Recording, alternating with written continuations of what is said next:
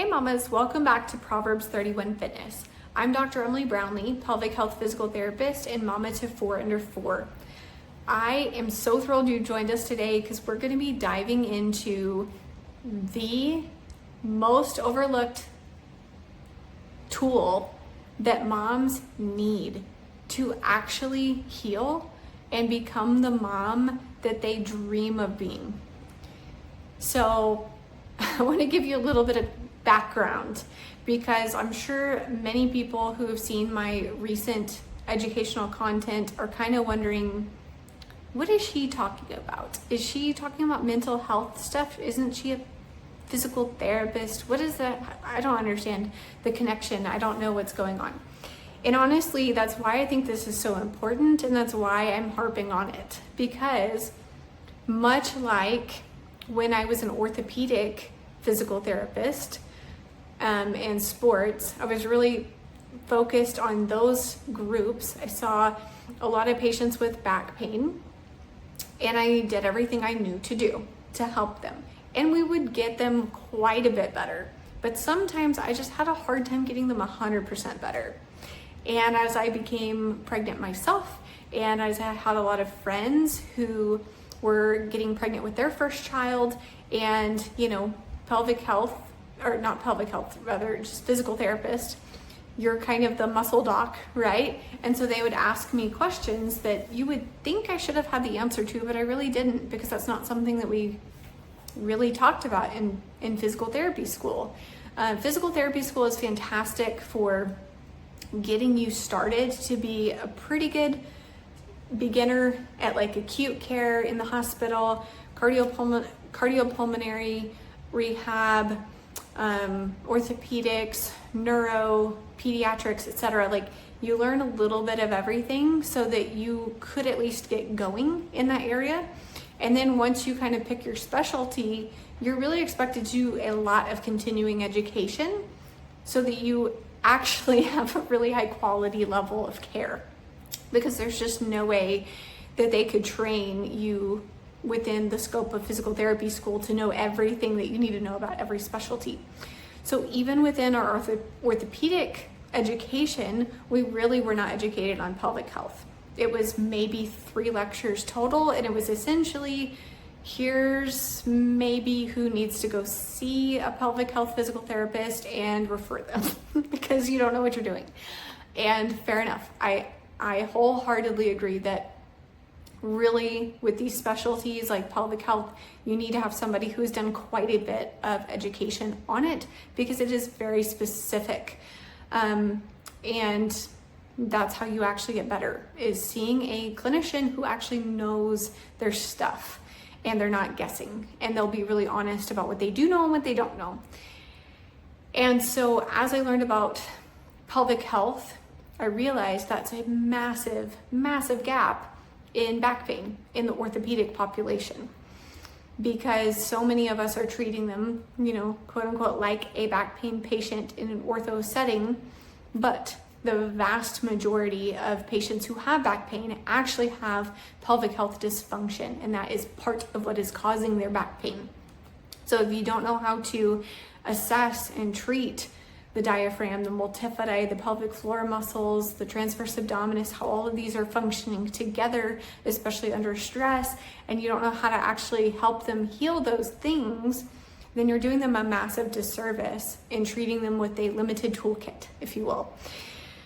And so that got me really interested in pelvic health. That's why I really switched over specialties, especially as a mom myself. I just really love working with moms. It's a big passion of mine.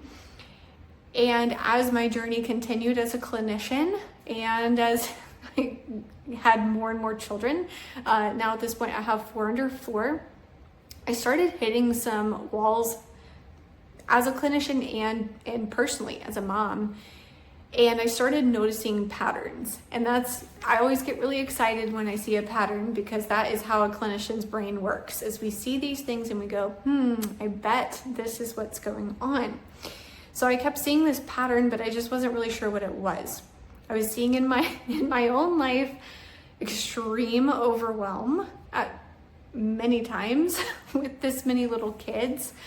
I saw a lot of patterns of behavior that were coming from me that were kind of a repeat of how I was raised as a child, but I was not okay with. I was very unsatisfied seeing those patterns in myself as a mother, but I just didn't know how to turn them off. It wasn't like, oh, well, I just need to be more patient. Oh, there, fixed.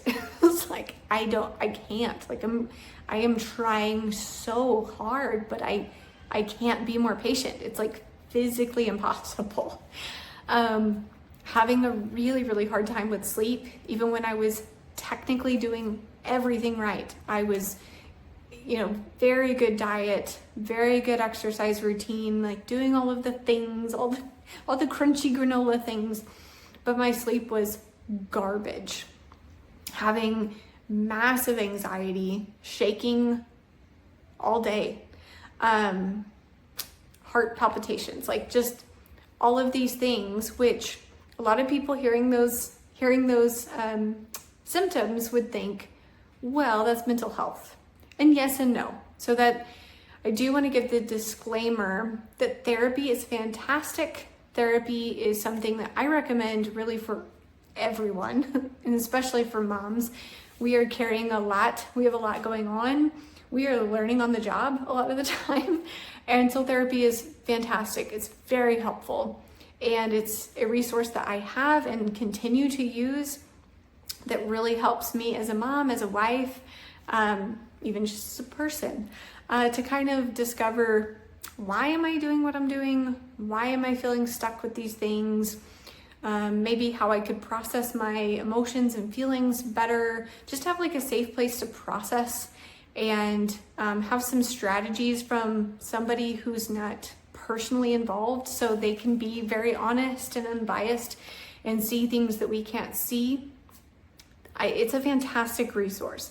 So I'm not trying to downplay therapy at all. It's phenomenal. But I think therapy is kind of, over here, it's one thing, and then nervous system regulation is different. And so I was getting so much better with therapy, but I still was, some of these things are still just not getting better. Like I feel better, but these physical things, they're so overwhelming. I can just tell this is some kind of pattern. This is some sort of like automatic software is kind of the term that I kept coming back to. This is some kind of like software that's running in my body that I cannot change. Like it's not an effort thing, and it's not a talk about it thing. That's just not really helping. And so the more that I did more research, I realized, I've also seen this in my patients, and I assumed this was mental health and that I needed to refer it. But now I'm seeing as a clinician where I need to add a new tool to my toolbox to address this, because it's not just mental health, it's the nervous system, and that it's not functioning properly, and that deeply, deeply affects how our body functions. And so essentially, if you know anything about the nervous system, you've probably heard about the sympathetic nervous system and the parasympathetic nervous system. So the sympathetic nervous system is what you will probably hear of as fight or flight. If you learn more, fight, flight, freeze, fawn. I think there's even another one I'm forgetting now. But it is the act now. It's kind of how I like to describe it. It's the act now nervous system. It is the thing that if you are talking to another mom, kind of watching kids play, and all of a sudden you notice your kid is reaching for a snake, you don't care what that mom just said. You're not even listening. You don't even see her. You are so focused on your kid and trying to protect them to get them to not touch that snake.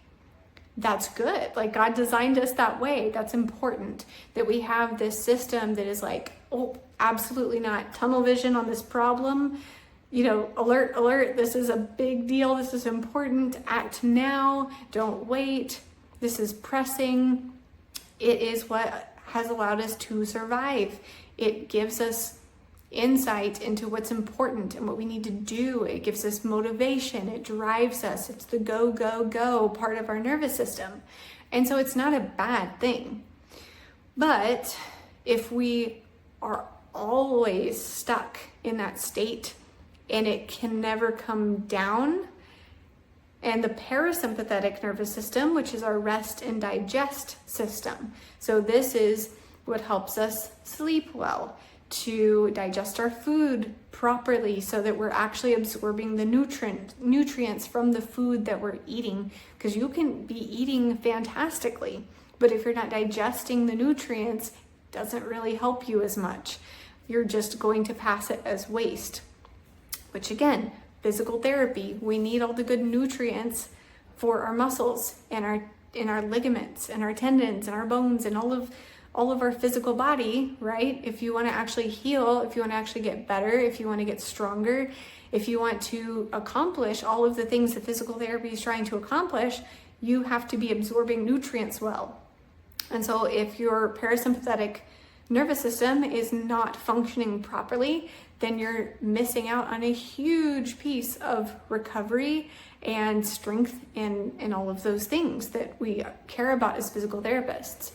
Sleep is also massive for the healing process. So if we're not sleeping well, that's going to really negatively affect our outcomes. And so parasympathetic is our relaxed rest, digest. And so both of these systems, sympathetic and parasympathetic, are super important. Neither one is good, neither one is bad, but a lot of moms, myself included, get so sympathetic dominant that our sympathetic nervous system is always on.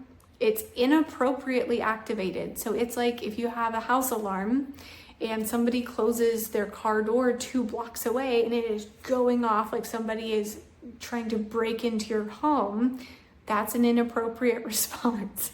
And that's what our nervous system is essentially doing.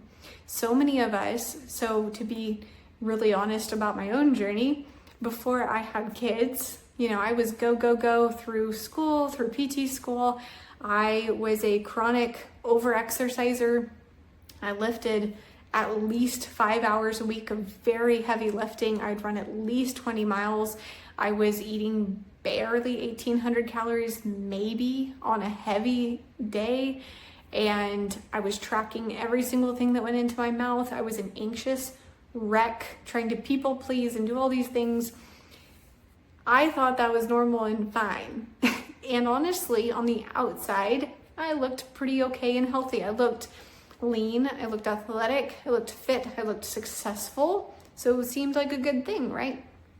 But as I had children and I have these tiny little humans who need me 24/7, it became very, very clear how unhealthy the balance was, because it's a feedback loop. That's a very interesting thing with the nervous system, and the pattern that I kept seeing is it's a feedback loop. So the more we get stuck in a sympathetic dominant state, the more amplified the alarm becomes. And the harder it gets to actually calm it down and get back to a homeostatic situation.